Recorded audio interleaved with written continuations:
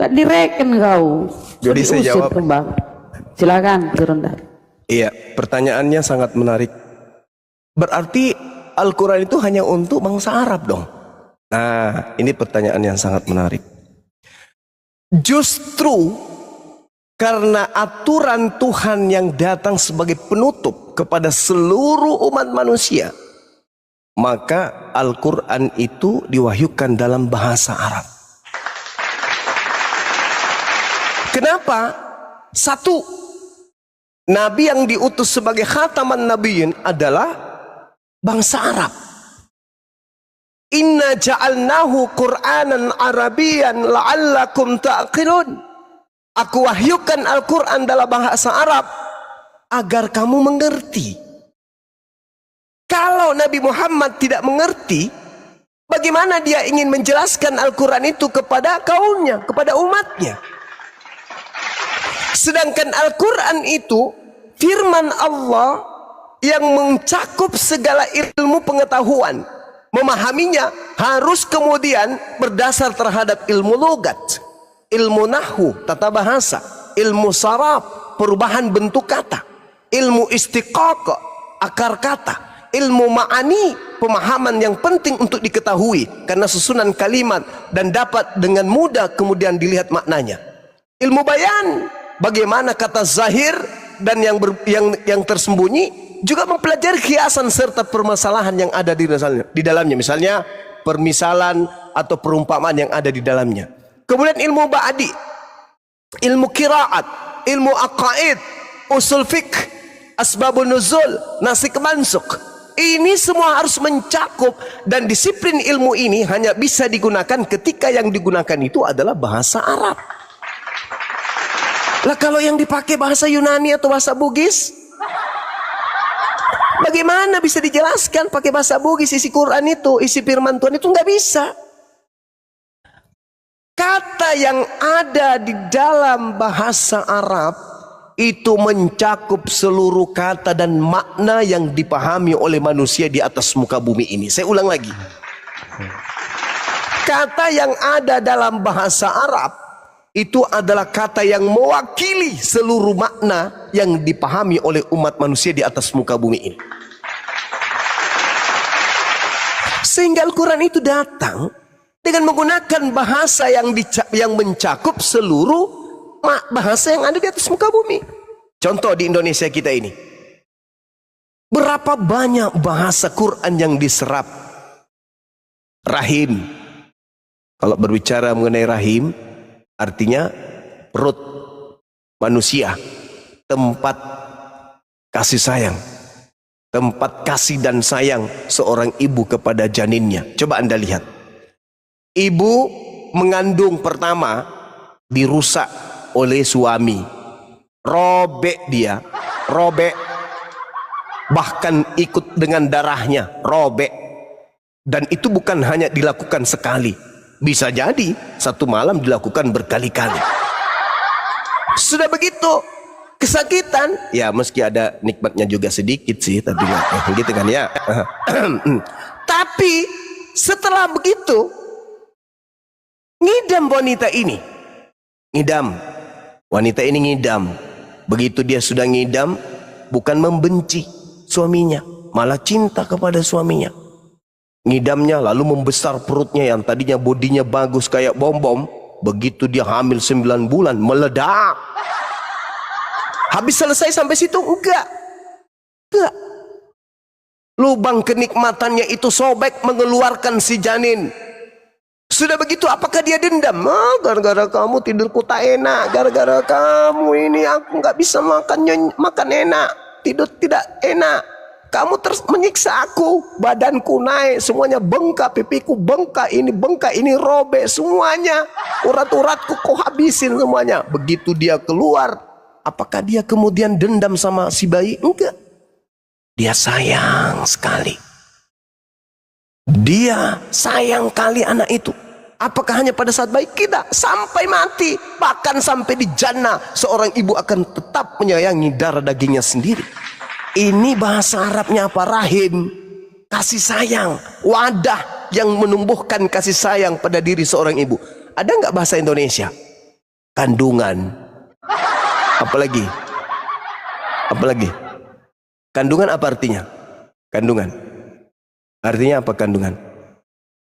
Tapi kalau rahim, syarat dengan makna, syarat dengan ilmu, syarat dengan rasa. Itulah Al-Quran. Makanya Al-Quran itu datang pakai bahasa Arab. Karena bahasa Arab itu mencakup satu kata memiliki makna yang bisa dipahami. Satu kata dalam bahasa Arab itu ilmu.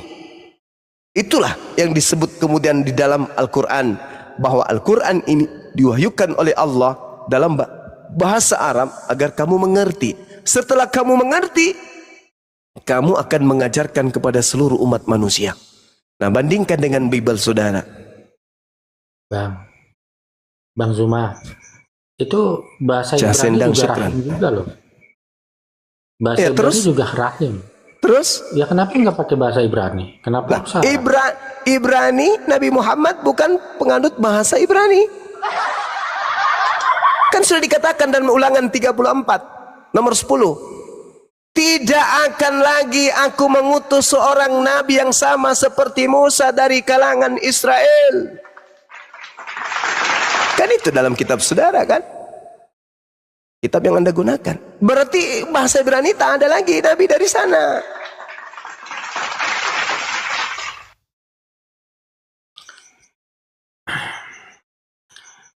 Berarti nabi yang sama seperti Musa, yang Tuhan simpan titip firman-Nya pada mulut nabi tersebut, ya bukan dari Bani Israel. Bahkan di dalam Kisah Para Rasul 3 nomor 22-23, bukankah di dalam kitab Taurat dikatakan Tuhan bahwa Tuhan akan mengutus seorang nabi yang sama seperti Musa, dan akan terjadi siapa yang tidak mendengarkan nabi tersebut akan dibasmi dari umat kita. Jadi nabi yang sama seperti Musa, kalau tidak didengarkan, maka dia akan membasmi orang tersebut yang tidak mendengarkannya. Apakah itu Yesus? Tidak. Yesus kalau tidak didengarkan malah dia yang dibasmi. Jadi nabi yang sama seperti Nabi Musa itu tadi. Nah, jadi ada kaitannya itu, saudara. Kenapa menggunakan bahasa Arab? Coba Anda bandingkan bahasa Arab dengan bahasa Indonesia, itu perbandingan kosakatanya berapa? Sampai-sampai Bible pun ikut-ikutan ke Arab-Araban kan? Ilahi, imam, iman, jemaat, berkat, wahyu, roh, ya kan? Kudus, iblis, malaikat, apalagi Alkitab, Allah, ya, apalagi itu kan Rahim, Soleh, Nabi, Rasul, Kudus, apalagi diambil. Kalau sudah Amporo salib, betul. Amporo nggak ada. Amporo nggak. Kalau murtad itu bahasa umum. Setan, iblis, itu diambil. Amin. Itu semua diambil dari Al-Quran, dari bahasa Arab. Ya kan sudah masuk KBBI, ya sudah menjadi bahasa Indonesia. Nah, itulah hebatnya kan. Artinya bahwa kenapa dia bahasa Arab? Karena bahasa Arab itu mencakup hampir seluruh makna yang digunakan oleh manusia. Begitu kawan. Dan lagi-lagi tugas Nabi Muhammad itu adalah untuk membimbing seluruh umat manusia. Bil bayyinati wazbur wa anzalna ilaika dzikr litubayyana linnasi ma nuzila ilaihim wa la'allahum yatafakkarun. Aku turunkan Al-Qur'an kepadamu wahai Nabi Muhammad agar engkau ajarkan kepada mereka, agar mereka tahu apa yang harus mereka lakukan. Nah, tuh kata Quran. Iya, betul. Bahasa Arab itu kosakatanya itu 12 jutaan. Kalau bahasa Indonesia kosakatanya berapa? Nggak tahu. Ada 112.000 kali kalau nggak salah. 112.000 kalau nggak salah. Nah, sedangkan bahasa Arab 12 juta. Cobalah. 127.000 digandingkan 12 juta. Coba. Kemudian orang Kristen ingin memahami Al-Quran pakai terjemah. Al-Quran kosakatanya 12 juta. Bahasa Indonesia yang dipakai ini terjemahan ini hanya 120-an ribu. Itu yang mau dipakai untuk Kristen memahami Al-Quran. Ya nggak bisa lah. Maka kalau orang Kristen ingin paham Al-Quran, maka orang Kristen harus tahu ilmu saraf, ilmu nahwu, ilmu lugat, istiqqa dan seterusnya. Ya iyalah, harus bang. Nggak bisa dengan terjemahan, karena terjemahan itu hanya salah satu dari 17 kurang lebih ilmu yang harus dikuasai untuk memahami Quran. Oke. Jadi itu terjemahan Quran yang dikeluarkan Kemenak itu tidak akurat dong? Akurat itu. Tetapi dengar. Akuratnya kenapa? Karena kesanggupan bahasa Indonesia cuma segitu. Maka dibutuhkan ilmu nahwu, dibutuhkan ilmu saraf, dibutuhkan ilmu ma'ani, dibutuhkan kemudian bayan, badi dan seterusnya. Sehingga hanya orang yang memahami ilmu ini yang bisa menjelaskan Al-Quran. Karena nggak bisa kita macam Bang Suma menjelaskan Al-Quran secara terperinci, itu nggak bisa. Kenapa? Modal terjemahan. Terjemahan ini keteteran, tidak sanggup. Kecuali dimasukkan kemampuan kita untuk mengerti tentang lugat. Itu dimasukkan pemahaman kita untuk memaham tentang tata bahasa, ilmu nahwu.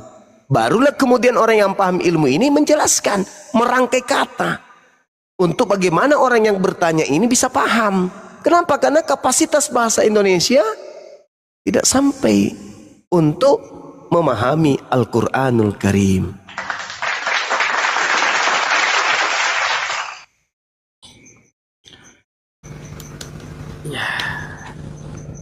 Aku boleh tanya yang lain bang? Boleh. Kalau di dalam Islam itu hubungan antara Adam dengan Tuhan itu seperti apa bang? Kalau di Kristen itu kan hubungan Adam dengan Tuhan itu seperti hubungan Abraham dengan Ismail. Lukas 3 angka 38 dikatakan Adam juga itu adalah anak Tuhan. Nah, kalau dalam Islam hubungannya bagaimana bang? Ya, jadi kalau di Islam itu Allah subhanahu wa ta'ala mengangkat Adam alaihissalam di antara seluruh makhluknya sebagai makhluk yang paling mulia. Di Al-Quran dikatakan begini, A'udzubillahi minasyaitonirrajim, wa iz qala rabbuka lil malaikati inni ja'ilun fil ardi khalifah. Aku hendak menjadikan khalifah, pemimpin di bumi. Malaikat, makhluk langit mendengarkan ini, mereka menjawab, qalu ataj'alu fiha may yufsidu fiha wa yasfikud dima. Apakah engkau hendak menjadikan orang yang merusak dan menumpahkan darah di sana? Sedangkan kami wa nahnu nusabbihu bihamdika wa nuqaddisu lak. Sedangkan kami ini adalah makhlukmu yang bertasbih memujimu, mensucikan namamu setiap saat. Allah kemudian menjawab, Inni a'lamu ma la ta'lamun. Aku sungguh mengetahui apa yang ada, apa yang kamu tidak ketahui. Lalu keistimewaan Adam di hadapan Allah, wa 'allama Adam al-asma'a kullaha thumma aradahum 'alal malaikah faqala anbi'uni bi asma'i haula'i in kuntum shadiqin. Dan Allah ajarkan kepada Adam, memberikan Adam ilmu pengetahuan, memberikan Adam kemudian pemahaman tentang benda semuanya. Sampai Adam tahu, oh ini cincin, ini batu, ini gunung, ini langit, ini sungai. Kemudian Allah perlihatkan kepada para malaikat seraya berfirman, wahai kalian, wahai malaikat-malaikat, makhluk-makhluk selain daripada Adam, sebutkan kepadaku nama semua benda ini jika kalian benar. Qalu subhanaka la ilma lana illa ma 'allamtana innaka antal alimul hakim. Apa kata malaikat-malaikat, makhluk-makhluk malaikat selain Adam alaihissalam? Maha suci engkau, tidak ada yang kami ketahui selain apa yang telah engkau ajarkan kepada kami. Sungguh engkau lah yang maha mengetahui lagi maha bijaksana. Lalu kemudian Allah berfirman kepada Adam nih. Jadi Allah membandingkan, memperlihatkan kepada para malaikat, wahai malaikat, coba kau sebutkan ini apa? Kami nggak tahu. Yang kami tahu apa yang Allah ajarkan kepada kami. Lalu kemudian Allah mengatakan, oke, lihat ini. Aku tanya Adam. Ya Adamu ambi'hum bi asma'ihim. Falamma amba'ahum bi asma'ihim. Qala alam aqul lakum inni a'lamu ghaibas samawati wal ardh wa a'lamu ma tubduna wa ma kuntum taktumun. Allah kemudian berkata kepada Adam, wahai Adam, ajarkan kepada mereka nama-nama itu, beritahukanlah kepada mereka.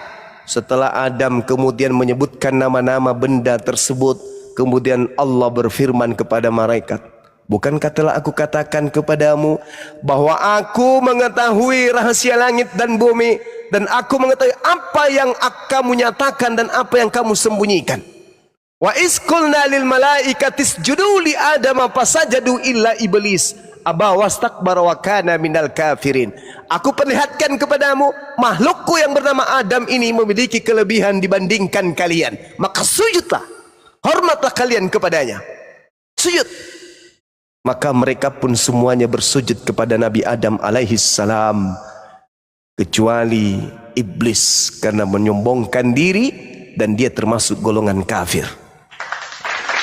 Jadi Allah mengangkat derajat Adam alaihi salam di atas para malaikat, tetapi tidak dianggapnya sebagai anak, tidak.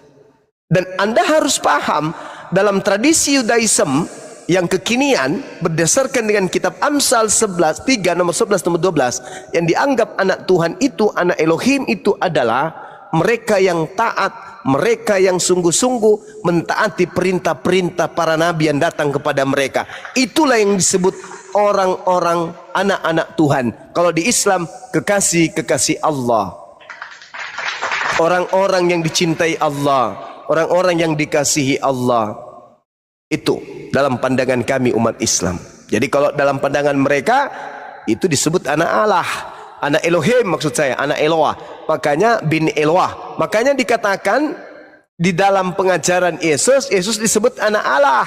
Yesus menjawabnya, bukankah di dalam kitab Tauratmu siapapun yang diserahi tugas untuk menyampaikan firman, maka dia disebut sebagai Allah atau anak Allah. Kisah para Rasul 4 nomor 30, Yesus di sana baru diteguhkan, kemudian disebut sebagai hamba Allah yang suci.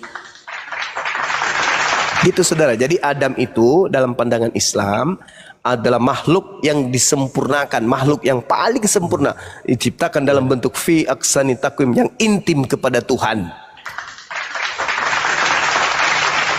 Begitu kawan. Lalu Indonesia. Adam itu bukan anaknya Allah ya, bukan ya, bukannya. Bukan. Nah, masalahnya gini bang, kalau Adam itu bukan dari anaknya Allah, berarti laisa kamislihi syai'.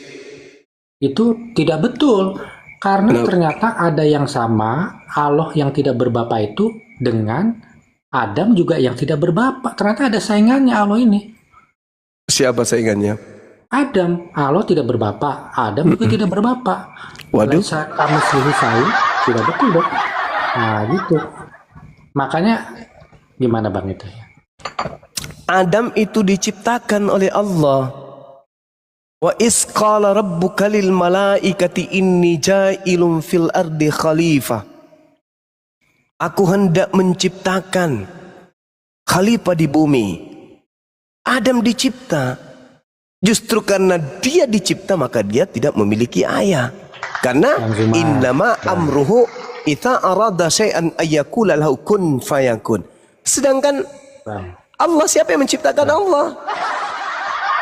Bang Zuma, bukankah kita ini semua adalah ciptaan orang tua kita, Bang? Ya, betul. Ya kan? Iya. Terus? Kenapa? Ya, berarti karena Adam itu adalah ciptaan Tuhan, ya Adam anak Tuhan dong. Kok anak Tuhan? Nah, Tadi kan saya sudah mengatakan di dalam tradisi Yudaism yang disebut anak Tuhan itu adalah hamba yang intim, yang taat kepada didikan Tuhan. Amsal 3 nomor 11 nomor 12. Kalian saja yang memaknainya dengan lain. Begitu kawan. Bang Zuma, Ini loh Masaha, kitab suci mah apa sih Masaha? Jadi bingung gua. Masaha. Bang Kefas, kita nanti di kerumunan aja dan di sini nanti.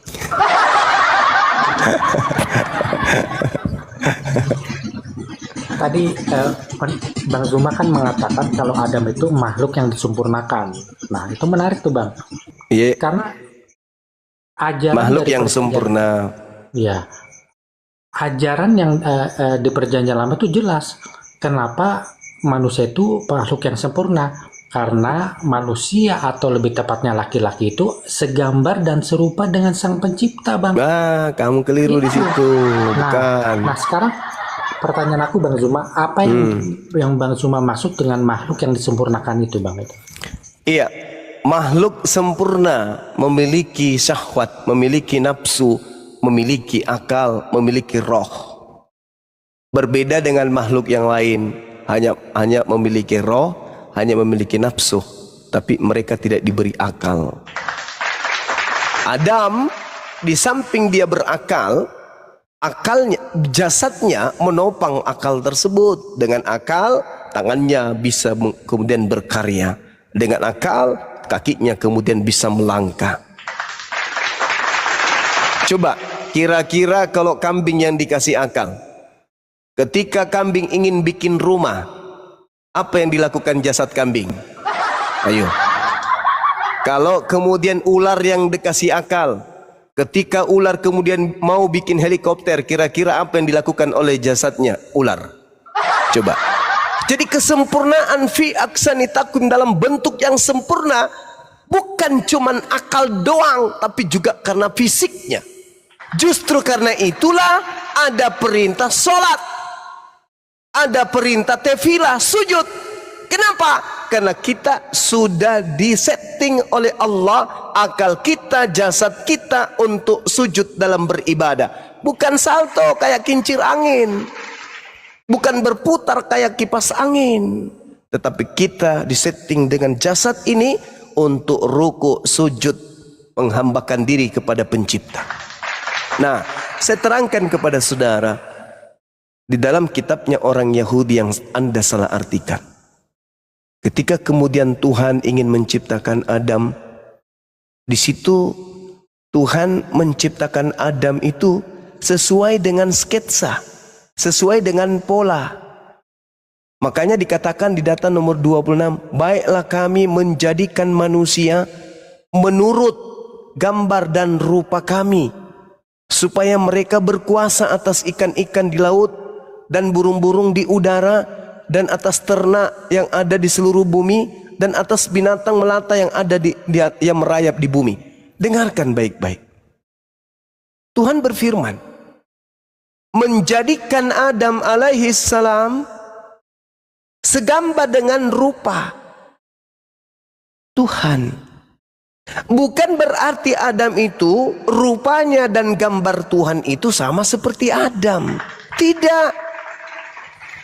Seibarat saya menggambar sebuah jembatan. Jadi saya sudah rancang jembatan ini seperti apa gambarnya, dan saya sudah bentuk jembatan ini seperti apa rupanya. Setelah saya kemudian ingin menjadikan gambar saya dan rupa yang saya buat ini teraplikasi benar-benar menjadi jembatan, maka saya mengatakan, baiklah aku, baiklah kami menjadikan jembatan itu serupa dengan segambar baiklah kami menciptakan atau membuat jembatan itu menurut gambar dan rupa kami. Maksudnya apa? Menurut gambar dan rupa yang kami buat. Itu maksudnya. Jadi Tuhan sudah merancang, oh ini makhluk saya yang namanya Adam, aku ciptakan dia dengan rupa yang aku sudah gambar, yaitu tangan kiri kanan, ada kelaminnya, ada pusarnya, ada jantungnya, ada empedunya, ada limpahnya, ada ususnya. Itu yang dimaksud. Tuhan sudah merancang semua itu.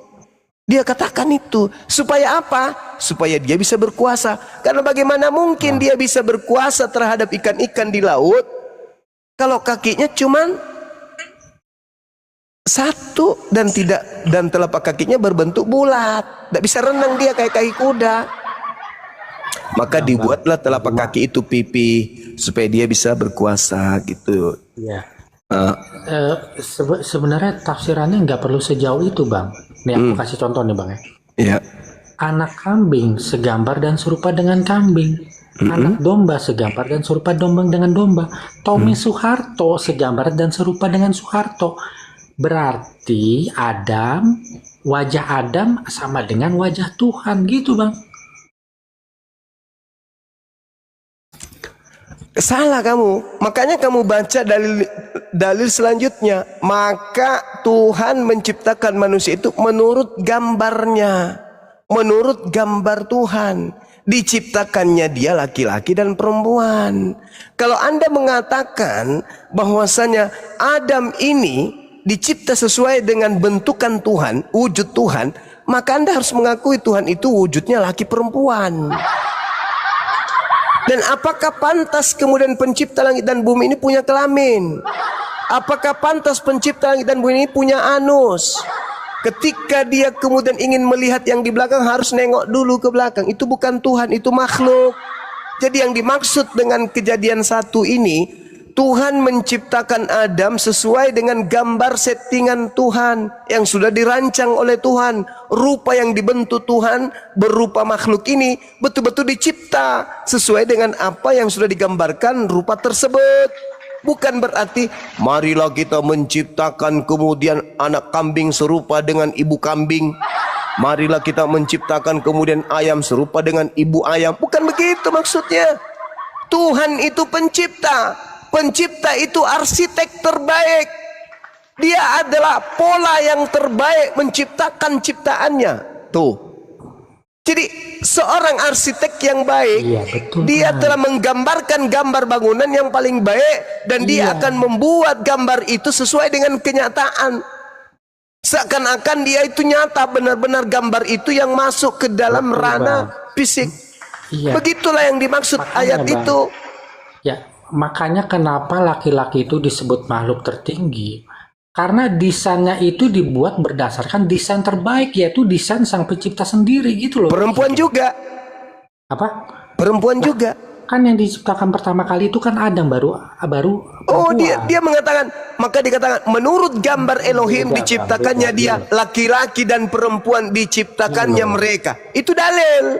Bang, perempuan itu kan diciptakan dari tulang rusuk Adam. Adam diciptakan dari nol, sedangkan perempuan tidak. Contohnya Bentuk, kita berbicara bentuk. Kita berbicara bentuk. ini loh, Bang.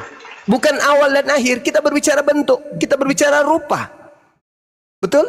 Anda sadar enggak itu? Iya, kalau Nah. Adam kan beda, Bang. Kalau Sekarang Adam itu sekarang begini, saudara. Kalau Anda memahami yang dimaksud kitabnya Yahudi ini serupa dan segambar dengan Tuhan, bagaimana Anda bisa menceritakan kepada saya Tuhan Anda dalam wujud dia laki-laki sekaligus dia perempuan? Bagaimana bentuknya itu? Maksudnya bagaimana itu, Bang? Bijinya berada di tengah. Terus ya enggak, Bang. Tuhan itu laki-laki, Bang. Wujudnya itu laki-laki. Loh. Karena di situ dikatakan maka Allah menciptakan manusia itu menurut gambarnya, menurut gambar Elohim diciptakannya dia laki-laki dan perempuan, diciptakannya mereka. Bagaimana ini? kan yang diciptakan Jasen Adam dan syukran duluan, Bang. akhina. Itu Gimana? kan diciptakan nggak sama-sama. Yang diciptakan dulu kan Adam. Ya Lah. kan? Lah, perempuan itu kan tidak Coba diciptakan kamu dari baca nol, Bang. datanya Kejadian 127 coba. Iya, aku tahu, Bang. Kan perempuan itu nggak diciptakan dari nol, tidak Loh, seperti Adam. di situ dikatakan, saudara, maka diciptakannya sesuai dengan rupa dan gambar Elohim, maka diciptakanlah laki perempuan. Kok jadi diingkari sekarang dalilnya? Maka pertanyaan saya, kalau Anda mengatakan bahwasanya Tuhan itu serupa dengan manusia, bagaimana Tuhan Anda dalam waktu yang bersamaan dia laki, dia perempuan? Bang Zuma tahu nggak kenapa sholat Jumat itu harus diimami oleh laki-laki, Bang? Kamu kenapa? Karena memang itu sudah disunahkan, sudah diperintahkan. Itu menjadi aturan, itu sudah menjadi rukun dalam sholat. Laki-laki yang harus jadi pemimpin. Nggak ada hubungannya itu. Karena perempuan itu tidak segambar dan serupa dengan Tuhan. Makanya nggak boleh. Dalilnya begitu. Makanya otak itu dipelihara. Itu harta yang paling berharga yang Tuhan kasih, itu dipelihara. Aku bacakan lagi. Maka Elohim menciptakan manusia itu menurut gambarnya. Menurut gambar Elohim diciptakannya dia, laki-laki dan perempuan diciptakannya mereka.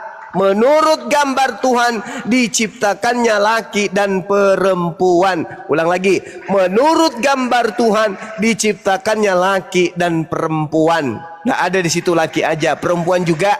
Jadi kalau Anda menobatkan wujud manusia itu serupa dengan Tuhan, bagaimana Anda bisa mewujudkan Tuhan Anda di saat yang bersamaan dia hanya satu, dua jenis kelamin? Jadi Anda jangan. Dan itu juga saudara Masaha akan tabrakan dengan dalil-dalil yang lain kalau Anda menganggap wujud Tuhan itu seperti manusia. Pertama, 2 Samuel 7:22. Tuhan yang telah menciptakan Adam tidak serupa dengan Adam. Yeremia 10 nomor 6. Tuhan yang menciptakan Adam tidak serupa dengan Adam. Laisa kamitslihi syai'. Itu dalil, Bung. Keluaran 23 Datan nomor 19 jelas. Tuhan bukan manusia dan bukan anak manusia. Nah, sekarang kalau Tuhanmu kau wujudkan manusia, ya satu tubuh, dua kelamin. Lalu buat apa anus buat Tuhanmu? Nah, kalau Tuhanmu itu seperti kita, berarti Tuhanmu butuh jantung, butuh limpa, butuh usus, butuh bulu mata, butuh hidung untuk bernapas, butuh lidah untuk merasakan makanan. Berarti Tuhanmu makan juga dong. Iyalah, Tuhan Yesus kan makan. Dia Ya kan kalau makan Yesus roti. kan manusia. Ini kita membahas tentang Tuhannya Yahudi. Kalau Tuhanmu memang kan dia sama seperti Bang Suma kan. Iya, Tuhan Yahudi itu siapa? Ya Yesus lah. Kan Itu mimpi kucluk. Yang menciptakan langit dan bumi dan Adam dan Hawa kan Yesus. Ya itu mimpi lo itu mimpi. Itulah kenapa kamu itu disebut kafir, karena kamu menggantikan kedudukan Tuhan pencipta langit dan bumi dengan anak orang. Itulah pengikut iblis itu. Masakan anak orang kau lantik menjadi Tuhan pencipta langit dan bumi? Gak sadar saudaraku ini. Yesus itu manusia yang iblis inginkan untuk dituhankan oleh manusia-manusia cuplis kayak ente. Pencipta langit dan bumi itu bukan manusia dan bukan anak manusia. Yesus itu manusia dan anak manusia. Tapi kamu lantik dia jadi Tuhan, artinya kamu itu sibilisis yang lebih iblis daripada iblis.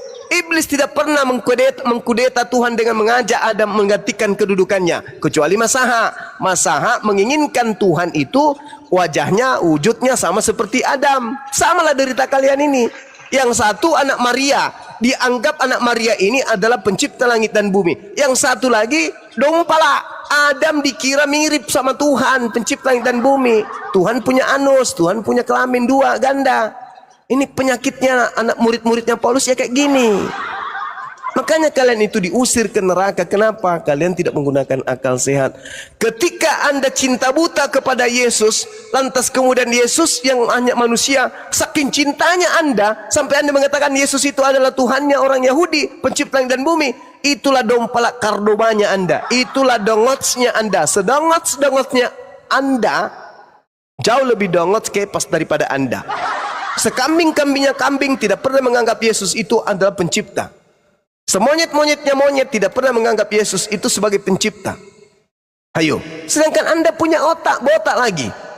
Tapi Anda menganggap bahwasanya Yesus anak Maria tak berdaya itu adalah Tuhan pencipta. Gimana ceritanya?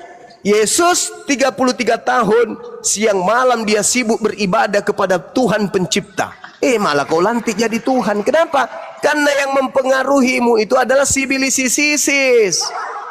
Iblis berhasil. Sama seperti iblis berhasil menjatuhkan Adam. Beginilah iblis sekarang menjatuhkan ente. Yang bukan Tuhan kau anggap Tuhan. Tuhan kau pensiunkan.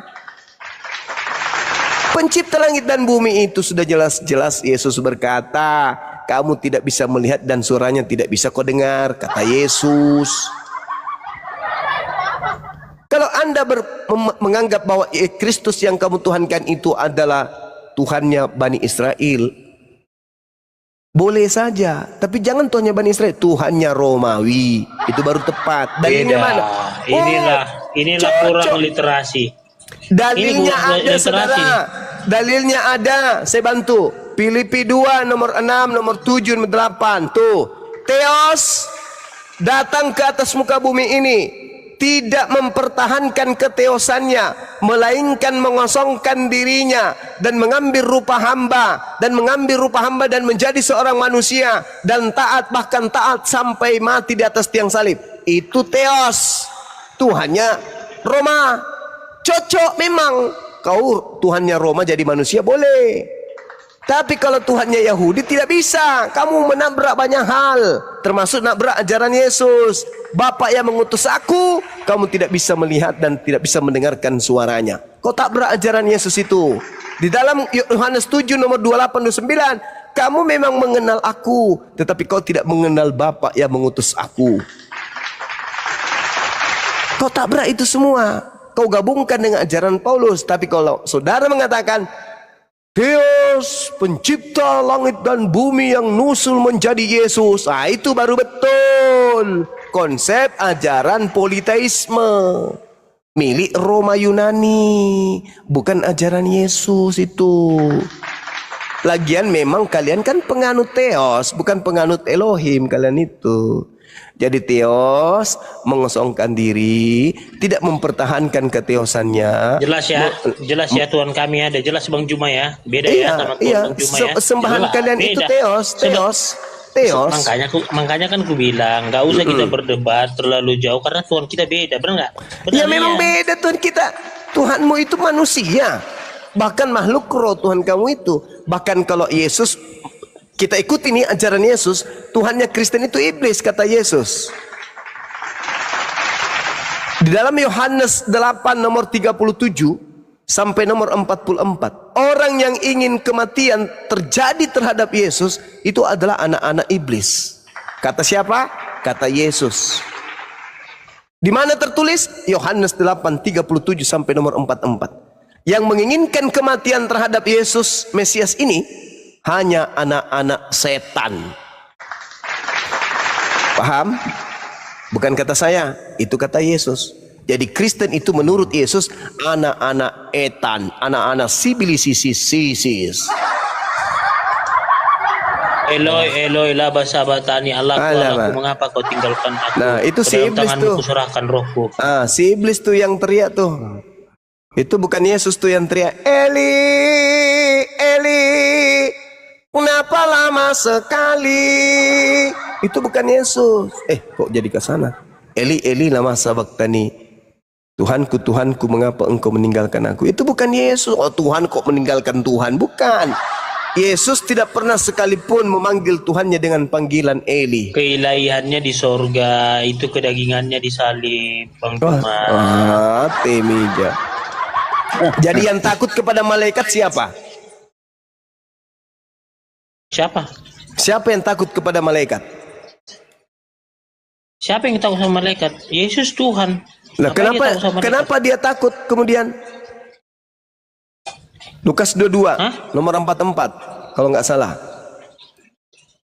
Coba Anda baca kitab saudara. Bacakan Bang Juma supaya 1600 ini cerdas gitu loh. Ayo teman-teman, siapa yang ingat datanya tuh? Lukas 22 nomor 44 ya. Kalau nggak salah. Yesus sangat ketakutan dan makin bersungguh-sungguh berdoa. Puluhnya menjadi seperti titik-titik darah yang bertetesan ke tanah. Lalu ia bangkit dari doanya dan kembali kepada muridnya. Tetapi ia mendapati mereka sedang tidur karena duka cita.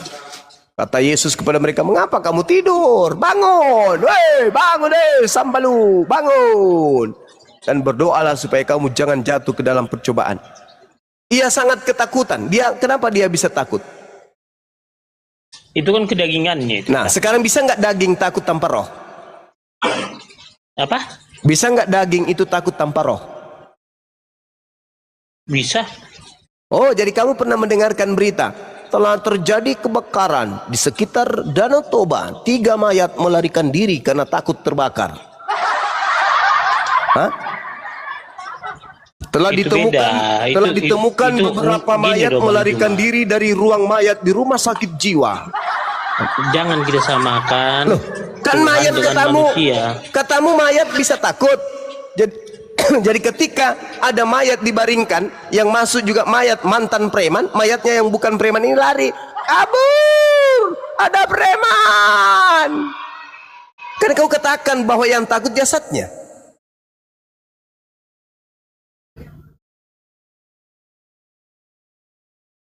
Mayat mayat sabar takut sama mayat preman ada tatoknya, waduh kabur ah.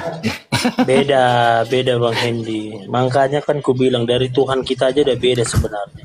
Jadi Yesus takut itu apanya? Kedagingannya. Lah, bukan rohnya yang takut. Ya ngapain? Roh itu kan Roh Kudus rohnya. Lah, terus kenapa jasad itu bisa takut kalau dia tidak ada roh di dalamnya? Ya sama seperti kita. Dia kan dari rahimnya Bunda Maria. Seperti kita Rohnya manusia. Yesus ini yang ada dalam tubuhnya ini, roh siapa?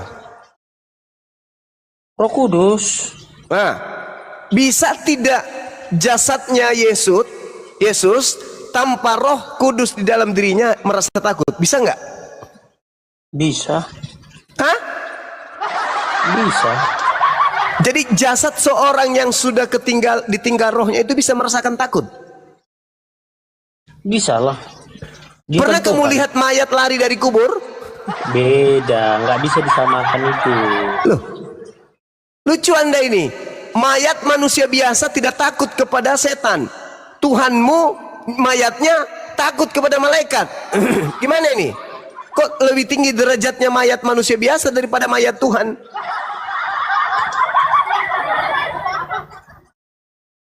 Yesus itu merasakan takut karena adanya roh di dalam dirinya. Roh, respon roh itulah terhadap malaikat ini membias kepada dagingnya, membias kepada dagingnya ketakutan. Terlihatlah titik-titik darah seperti keringat, gini titik ya. darah. Oke, dia rasa takutnya ada. Bisa aja dia kabur Yesus itu, tapi karena sudah kehendak Bapa. Begini saudara, ketika kemudian ada orang takut, misalnya ya, ada orang berjalan, tiba-tiba dia melihat setan, orang itu ketakutan, berteriaklah dia, tolong. Itu kalau masih ada rohnya di dalam. Begitu dia baru mengatakan toh, rohnya keluar, masih nyambung nggak dia teriak long? Atau cuman toh saja? Nggak nyambung lah, karena kan rohnya udah nggak ada lagi dalam. Berarti yang menyebabkan takut roh yang ada pada diri orang tersebut.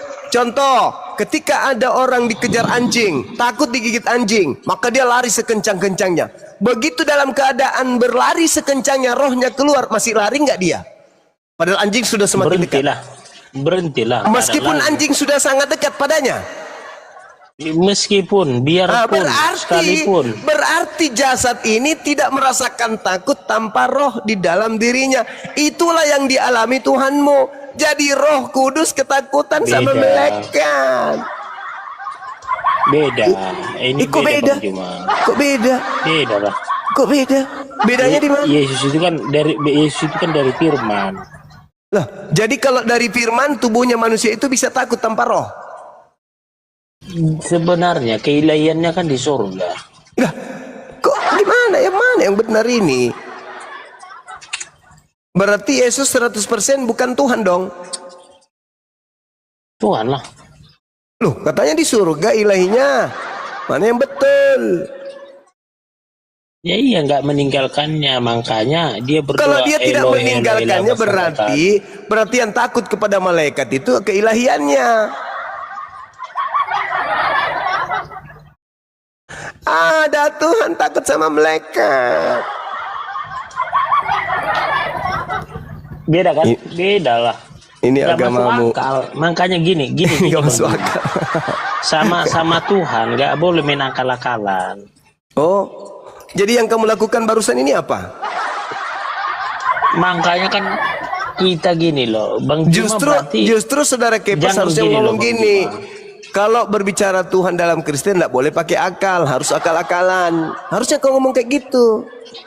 Bukan, gini loh Bang Juma, jangan tutup-tutupi kebenaran itu. Contoh, seperti Bani Israel diturunkan makanan dari langit. Nah, kalau secara logika, bicara akal, kok bisa sih dari langit turun makanan tanpa itu kan diproses? Tuhan yang mau kok. Apa yang tidak bisa Ya kalau udah. Tuhan mau? Nah, itu kan apa yang nggak bisa. Nah sekarang, kan dari jawab Bang Juma sekarang sendiri. siapa yang mau Yesus itu takut? Kenapa? Siapa yang mau agar Yesus takut? Itu kan kedagingannya, Iya. bukan kemauan Yesus.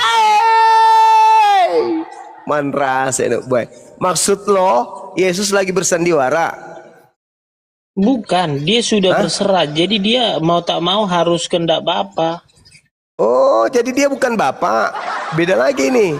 Bagaimana nih Yesus Dia ini? Bapa itu kayak kan keilahiannya. Dia gitu Bapak itu loh. sendiri. Loh, kenapa dia takut?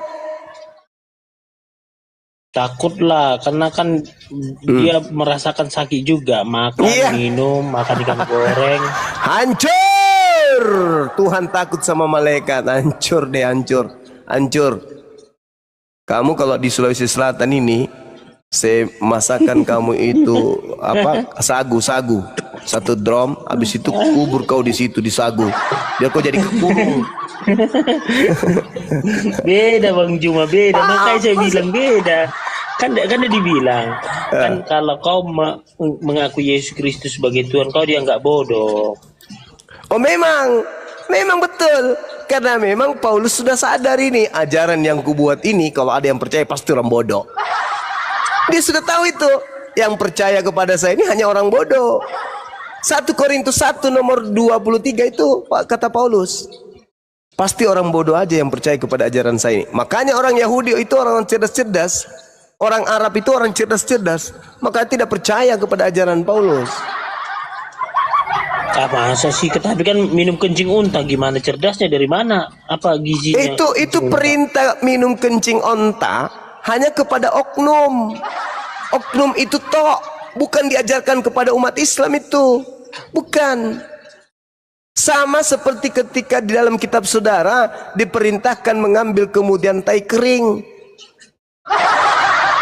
Bakarlah roti itu di atas tai kering. Itu bukan diperintahkan untuk seluruh umat Yahudi, enggak, sama oknum tok pada saat itu kejadian Enggak lah, itu. kan ketika Yesus berkata dengan muridnya, inilah dagingku, makanlah, inilah darahku, minumlah. Artinya itu kan bukan untuk oknum, tapi kan untuk semua kami, peringatan. Gitu loh. Bukan, yang saya bilang ini yang disuruh bakar roti di atas tai kering, tai manusia kering, gitu loh. Itu kan dibilang minumlah kencing unta ini, kau akan sembuh. Kan artinya kan itu kan untuk umat. Aneh-aneh aja orang ini.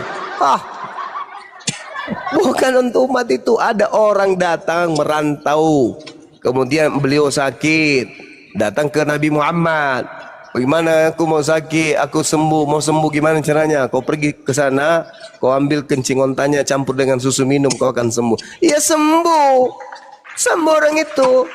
Benar-benar sembuh. Sekarang kalau dibandingkan Yesus, apa ajarannya? Minum racun. Coba kau minum racun.